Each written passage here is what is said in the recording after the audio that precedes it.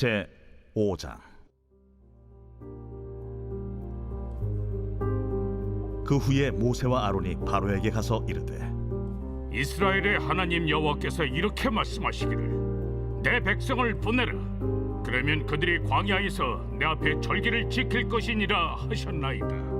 바로가 이르되, 여호와가 누구이기에 내가 그의 목소리를 듣고 이스라엘을 보내겠느냐? 나는 여호와를 알지 못하니 이스라엘을 보내지 아니하리라. 히브리인의 하나님이 우리에게 나타나셨은즉 우리가 광야로 사흘 길쯤 가서 우리의 하나님 여호와께 제사를 드리려 하오니 가도록 허락하소서. 여호와께서 전염병이나 칼로 우리를 치실까 두려워하나이다. 모세와 아론아, 너희가 어찌하여 백성의 노역을 쉬게 하려느냐? 가서 너희의 노역이나 하라. 이제 이 땅의 백성이 많아졌거늘 너희가 그들로 노역을 쉬게 하는도다. 바로가 그날에 백성의 감독들과 기록원들에게 명령하여 이르되, 너희는 백성에게 다시는 벽돌에 쓸 짚을 전과 같이 주지 말고 그들이 가서 스스로 짚을 줍게 하라. 또 그들이 전에 만든 벽돌 수효대로 그들에게 만들게 하고 감하지 말라. 그들이 게으름으로 소리질러 이르기를 우리가 가서 우리 하나님께 제사를 드리자 하나니 그 사람들의 노동을 무겁게 함으로 수고롭게 하여 그들로 거짓말을 듣지 않게 하라. 백성의 감독들과 기록원들이 나가서 백성에게 말하여 이르되, 바로가 이렇게 말하기를 내가 너희에게 짚을 주지 아니하리니 너희는 짚을 찾을 곳으로 가서 주우라. 그러나 너희 일은 조금도 감하지 아니하리라 하셨느니라. 백성이 애굽 온 땅에 흩어져 곡초 그루터기를 거두어다가 짚을 대신하니 감독들이 그들을 독촉하여 이르되, 너희는 짚이 있을 때와 같이 그날의 일을 그날에 마치라. 바로의 감독들이 자기들이 세운 바 이스라엘 자손의 기록원들을 때리며 이르되, 너희가 어찌하여 어제와 오늘에 만드는 벽돌의 수요를 전과 같이 채우지 아니하였느냐? 이스라엘 자손의 기록원들이 가서 바로에게 호소하여 이르되, 왕은 어찌하여 당신의 종들에게 이같이 하시나이까? 당신의 종들에게 짚을 주지 아니하고 그들이 우리에게 벽돌을 만들라 하나이다. 당신의 종들이 매를 맞사오니 이는 당신의 백성의 죄니이다. 너희가 게으르다 게으르다. 그러므로 너희가 이르기를 우리가 가서 여호와께 제사를 드리자 하는도다. 이제 가서 일하라. 짚은 너희에게 주지 않을지라도 벽돌은 너희가 수량대로 바칠지니라. 기록하는 일을 맡은 이스라엘 자손들이 너희가 매일 만드는 벽돌을 조금도 감하지 못하리라 함을 듣고 화가 몸에 미친 줄 알고 그들이 바로를 떠나 나올 때에 모세와 아론이 길에 서 있는 것을 보고 그들에게 이르되, 너희가 우리를 바로의 눈과 그의 신하의 눈에 미운 것이 되게 하고 그들의 손에 칼을 주어 우리를 죽이게 하는도다. 여호와는 너희를 살피시고 판단하시기를 원하노라. 안녕하세요, 큰숙가족 여러분. 오늘 매일 말씀을 전할 이무궁화 전도사입니다. 오늘 저희가 함께 보실 본문 말씀은 출애굽기 5장 1절에서 21절까지의 말씀입니다. 다들 무더운 여름 건강관리 잘하고 계신지 모르겠습니다. 제가 지금 한 3일째 냉방병으로 고생하고 있습니다. 그래서 목소리가 좀 듣기 불편하실 수 있는 점 미리 양해를 부탁드리고, 이 무더운 여름 각자 정말로 건강관리 잘 하셔서 잘 나시면 좋겠습니다.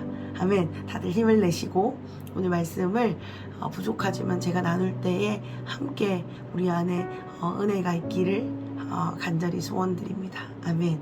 제가 말씀을 전하도록 하겠습니다.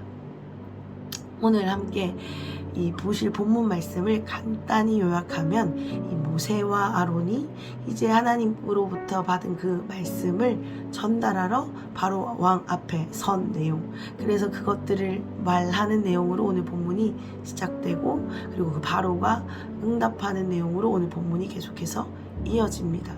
오늘 말씀을 보시면 1절에 그 후에라는 단어로 시작되는데요.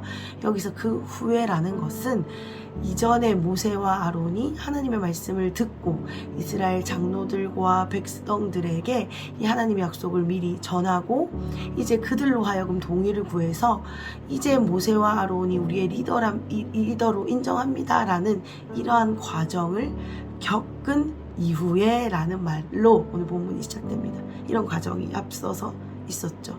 그래서 하나님이 말씀하신 대로 이스라엘 장로들과 그의 백성들에게 하나님의 뜻을 전했더니 그들이 동의를 했고 이 모세와 아론의 동력자로 선 상태입니다. 그래서 그들의 힘을 입어 이제 바로에게 나아가죠. 그래서 하는 메시지가 무엇입니까? 우리가 잘 알고 있는 말씀, 바로 내 백성을 가게 하라 라는 말씀으로 오늘 본문이 시작됩니다. 이어지는 3절을 한번 보겠습니다. 3절 제가 읽겠습니다. 그들이 이르되 히브리인의 하나님이 우리에게 나타나셨은즉 우리가 광야로 사흘길쯤 가서 우리 하나님 여호와께 제사를 드리려 하오니 가도록 허락하소서. 여호와께서 전염병이나 칼로 우리를 치실까 두려워하나이다. 아멘. 지금 모세와 아론이 바로 앞에 서서 하나님의 말씀을 그대로 전달하고 있는 장면을 우리가 이 3절을 통해 보고 있습니다. 이 말씀 어딘가 익숙하지 않으신가요? 바로 출애굽기 3장 18절에서 그대로 하나님이 말씀하셨던 내용이 등장합니다. 모세와 아론이 그 말씀 그대로를 지금 바로에게 전달하고 있습니다. 여기서 우리는 모세와 이 아론의 사명을 발견할 수 있는데요. 그거는 바로 메신저라는 것입니다. 한국말로 전달자라는 뜻이죠. 하나님으로부터 받은 말씀, 메시지를 그대로 전달하고 있는 것입니다.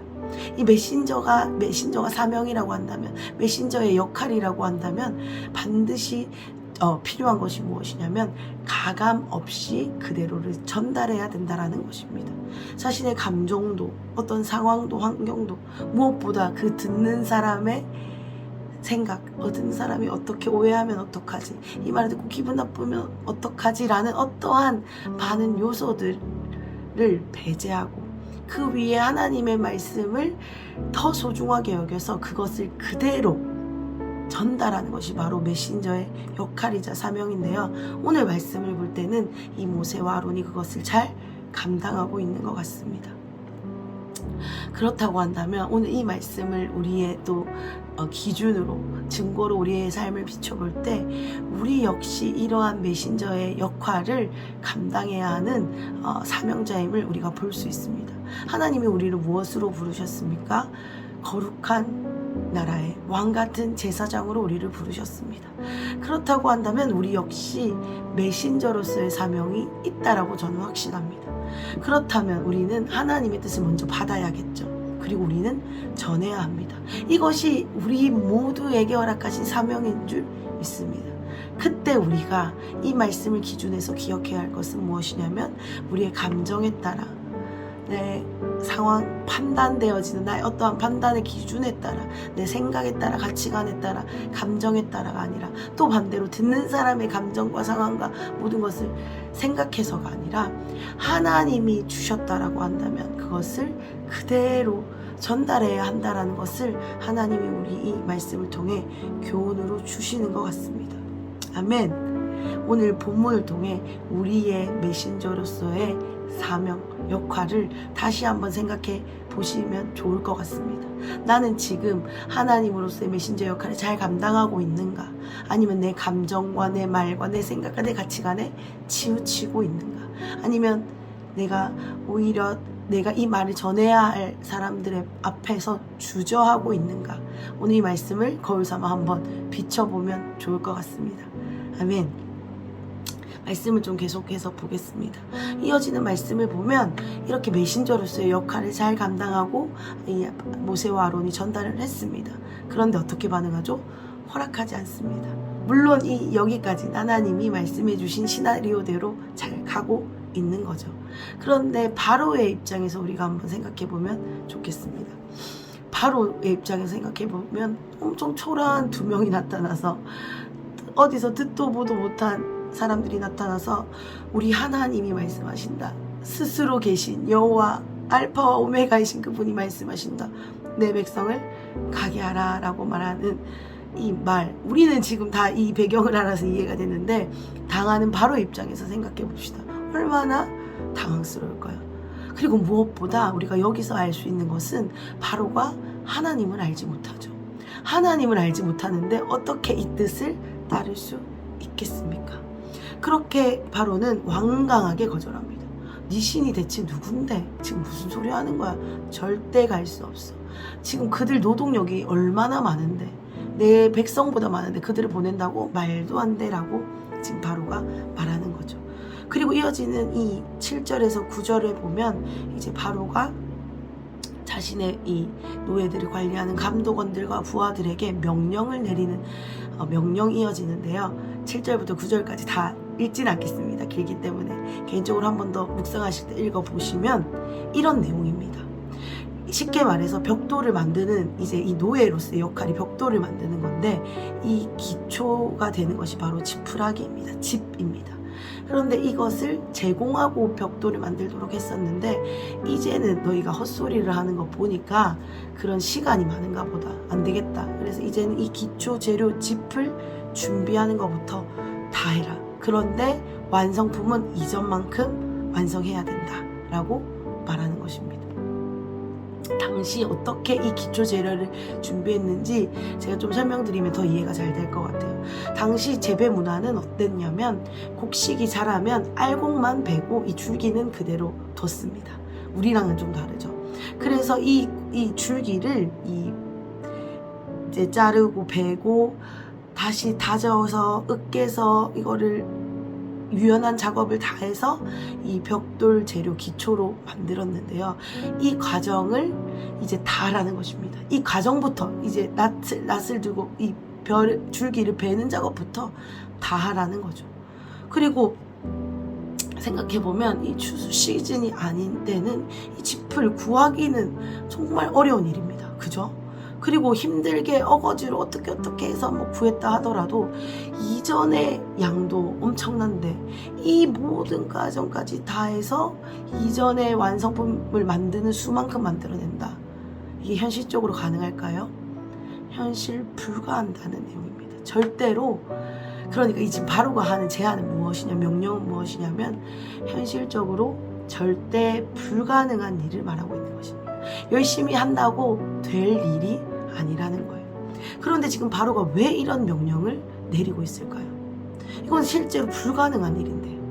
이것은 이렇게 함으로 인해서 이스라엘 백성들을 힘들게 해서, 왜냐하면 절대로 완성할 수 없으니까, 이러한 불평의 화살들, 원망들을 다 모세와 아론에게 쏟아내도록 하는, 그래서 원망을 다 그들이 가져가게 하는 이 바로의 전략이었습니다. 바로의 전략이지만 그 너머에서 일하는 바로 사탄의 전략이죠. 사탄은 이러한 일을 합니다. 마음을 갈라놓죠. 마음을 갈라놓는 것이 바로 사탄의 전략입니다. 그래서 이러한 전략대로 이스라엘 백성들을 이제 더 힘들게 만들었습니다. 그대로 당연히 그들은 일을 마칠 수가 없었겠죠. 그래서 어떻게 됐다고 나옵니까? 매를 맞기 시작합니다. 채찍으로 맞기 시작합니다. 그래서 이스라엘 백성들은 점점 견딜 수 없는 고통 속으로 빠지게 되는 것을 볼 수 있습니다. 지금 우리 이 말씀을 다시 한번 생각해 봅시다. 모세와 아론이 하나님의 메신저로서 지금 섰습니다. 하나님이 약속하신 그 말씀을 전달했습니다. 그래서 하나님이 바로가 허락하지 않을 거다, 내 강호선으로 간섭하기 전까지는 허락하지 않을 거다라는 말씀을 듣긴 들었지만, 막상 이스라엘 백성들이 매를 맞고 강제 노역을 심하게 당하고 고통당하는 이 모습을 마주했을 때 이 모세의 마음이 어땠을까요? 강제노역 있을 거다, 매를 채찍으로 살이 찢어지도록 맞을 거다라는 말은 없었잖아요. 이 모세의 마음이 얼마나 괴로웠을까요? 내 형제들이, 내 사랑하는 이스라엘 가족들이 점점 고통 속에 거하는데 모세가 얼마나 괴로웠을지 그 마음이 상상조차 되지 않습니다. 그렇게 자꾸 그러한 것들을 보다 보면 이 약속은 내가 괜히 한 것 아닐까, 내가 메신저로서 역할을 괜히 감당한 것 아닐까. 그리고 많은 이제 사람들이 모세에게 찾아와서 막 원망을 쏟아붓기 시작하죠. 내가 지금 잘하고 있는 걸까, 이런 생각이 들지 않았을까요? 그리고 또 우리 이스라엘 백성의 입장에서 한번 생각해 봅시다. 이스라엘 백성은 어떻습니까? 하나님의 약속을 모세를 통해 들었어요. 너무 소망이 넘칩니다. 기대에 찼습니다. 그런데 현실은 어떻게 전개되었습니까? 더더더더더 지옥으로 치달았습니다.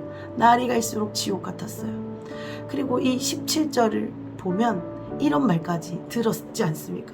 너희가 이렇게 된 이유 하나님을 찾기 시작했기 때문에 너희한테 이런 고통이 따른 거야 라는 말을 듣기 시작합니다. 그 마음에 얼마나 갈등이 있었을까요? 이 삶의 무게 앞에 약속을 듣긴 들었지만 주님이 내 기도 드디어 들어주셨구나라는 소망이 있었지만 이 삶의 무게 앞에 절망할 수밖에 없었을 것 같습니다. 저는 사실 이 말씀을 묵상하면서 이스라엘 백성들이 너무 이해가 됐습니다. 어떻게 하나님을 붙들어야지 하나님의 약속이 있는데 어떻게 이스라엘 백성들은 그럴 수가 있어? 믿음이 없는 사람들 이런 생각 하나도 안 들었고요. 정말 얼마나 힘들었을까? 현실 앞에 얼마나 무너졌을까? 그러니까 모세가 당연히 원망됐겠다라는 마음이 사실 죄송합니다. 제 안에는 더 많이 들었습니다. 이러한 이 연약함을 마주하는 오늘 이 말씀 앞에서 하나님이 그렇다면 이 말씀을 통해 우리에게 오늘 깨닫고자 하는 것이 무엇일지 우리가 한번 생각해 보면 좋겠습니다. 지금 우리가 이 모세의 연약한 마음, 이스라엘 백성들의 연약해질 수밖에 없는 마음을 생각했는데 이것을 생각하면서 하나님이 그렇다면 이 말씀을 오늘 우리에게 왜 주시나? 우리 힘 빼려고 주시나? 그래, 나는 해봤자 안 되라고 이러한 생각을 가지게 하려고 주시나? 왜 주시나 한번 생각해 보면 좋겠습니다. 오늘 말씀 3절을 한 번만 더 읽어보겠습니다. 한 번만 더 제가 읽겠습니다. 그들이 이르되 히브리인의 하나님이 우리에게 나타나셨은즉 우리가 광야로 사흘 길쯤 가서 우리 하나님 여호와께 제사를 드리려 하오니 가도록 허락하소서. 여호와께서 전염병이나 칼로 우리를 치실까 두려워하나이다. 아멘. 지금 여기 잘 읽어보면 이 3절에 이렇게 나와 있습니다. 히브리인의 하나님이 우리에게 나타나셨은즉 이라고 나와 있습니다. 이걸 원어로 정확하게 해석하면 무슨 말이냐면 하나님이 우리에게 찾아오셨나니 이런 말이에요. 다시 정리하면 하나님이 우리에게 하나님됨, 알파요 오메가됨을 나타내시려고 먼저 우리에게 찾아오셨어요. 그래서 그 일을 시작하셨고 그 시작하신 이가 반드시 그 일을 이루겠다라는 이 말씀을 우리에게 주셨다라는 것을 우리는 오늘 이 3절 말씀을 통해 알 수 있습니다. 더 간단하게 정리하면 하나님이 시작하신 일, 하나님이 반드시 책임지겠다. 이 말이 바로 이 우리에게 나타나셨은즉 이라는 말이라는 뜻입니다. 아멘. 하나님이 우리의 연약함을 너무나도 잘 알고 계시죠. 위기의 이러한 순간에 하나님을 붙잡기보다는 서로 원망하고 불평하고 넘어지고 하나님 어디 있어? 하나님 떠나고 나는 안 돼. 차라리 애굽이 좋았어 라고 말하는 이런 연약함을 하나님이 모르셨을까요? 이미 다 아셨으리라 생각합니다. 그런데 그런 연약함을 아심에도 불구하고 하나님이 먼저 우리를 찾아오셨다라는 것을 오늘 말씀은 우리에게 가르쳐주고 있습니다. 하나님은 우리에게 찾아오셔서 하나님의 계획을 알리시고 하나님의 아름다움을 나타내시고 하나님의 선한 일을 우리를 통해 펼치실 거라는 것을 우리에게 알려주고 계십니다. 모세는 메신저였습니다. 하나님을 나타내고 하나님을 알리는 것이 모세의 사명입니다. 그 모세는 바로에게뿐 아니라 이스라엘 백성에게도 애굽에 있는 모든 사람에게도 알리는 그 사명을 감당해야 했습니다. 그런데 하나님이 오늘 우리에게도 동일한 사명을 주십니다. 그런데 이것은 모세의 힘으로 우리의 힘으로 감당하는 것이 아닙니다. 이스라엘 백성처럼 우리는 연약해서 하나님을 저버립니다. 하나님 내가 너무 힘들면 현실의 무게가 너무 힘들면 약속이 어딨어라고 불평합니다. 그런데도 불구하고 하나님은 우리를 사명자로 메신저로 불러주실 뿐 아니라 이러한 우리를 통해서 일하시길 원하시는 하나님이 우리를 먼저 찾아오신다는 것. 그래서 알파요 오메가로 시작과 끝으로 책임지신다라는 것을 하나님이 오늘 말씀을 통해 알려주고 계십니다. 아멘. 사랑하는 큰숲 가족 여러분, 오늘 우리의 모습이 누구의 모습 같습니까? 이스라엘 백성처럼 환경의 어려움에, 상황의 어려움에, 마음의 상함으로 허덕이며 누군가를 원망하는 이스라엘 백성의 모습과 같습니까? 아니면 하나님이 없다라고 말하는 바로의 모습과 같습니까? 아니면 정말 내가 메신저로서의 하나님의 뜻을 담대히 전하고 있는 모세의 모습과 같습니까? 어떤 모습이라도 괜찮습니다. 두려워하지 마십시오. 또 내가 잘하고 있다고 교만하지도 마십시오. 오늘 이 말씀은 우리를 찾아오신, 우리에게 먼저 나타나신 하나님이 우리를 간섭하고 계시고 책임지시고 하나님이 뜻하신 일을 우리의 연약함을 통해서도 반드시 이루어 주신다는 것을 말씀해 주고 있는 것 같습니다. 우리를 단련하신 후에 우리를 정금같이 쓰시겠다고 하나님은 오늘 우리에게 약속해 주고 계십니다. 아멘. 해가 뜨기 전 새벽이 가장 어둡다는 말이 있습니다. 실제로도 그렇죠. 그런데 하나님은 이 짙은 어둠을 뚫고 빛으로 우리의 연약한 가운데 오늘도 찾아오고 계십니다. 아멘. 오늘 하루 찾아오시는 하나님을 기대하시면서 환영하시면서 갈망하시면서 오늘 하루를 그렇게 주님과 동행하면 어떨까요? 그런 하루 되시기를 간절히 축복드리면서 제가 기도하겠습니다. 아멘. 사랑의 주님 감사합니다. 하나님, 연약한 것을 알매도 불구하고 하나님의 약속을 저버릴 것을 아심에도 불구하고 찾아오셔서 하나님의 약속을 나타내 주시는 하나님의 계획을 이루어 가신 하나님의 선함을 봅니다. 또한 하나님, 우리의 사명이 메신저임을 오늘 말씀을 통해서 알려주시니 감사합니다. 우리가 먼저 하나님의 뜻을 잘 기억하기를 원합니다. 그 뜻을 잘 분별하기를 원합니다. 또한 그리고 그것을 그대로 전달하기를 원합니다. 내 감정, 내 상황, 내 편견에 사로잡히지 않기를 원합니다. 하나님, 우리의 사명을 하나님 감당할 수 있는 힘을 오늘 우리에게 허락하여 주십시오. 또한 우리가 그렇게 사명을 감당하지 못할 때에도 찾아오셔서 우리에게 나타내신 바 되시는 주님을 붙드는 하루 되게 하여 주시옵소서. 오늘 우리에게 찾아오실 주님을 환영합니다. 두 팔 벌려 환영합니다. 오십시오. 간섭하여 주십시오. 우리가 속한 가정에, 직장에, 학교에, 일터에 찾아오셔서 우리의 연약함 가운데 일하여 주시옵소서. 이 일을 행하실 주님을 찬양합니다. 감사합니다. 예수님의 이름으로 기도드렸습니다. 아멘. 주님 환영합니다. 아멘.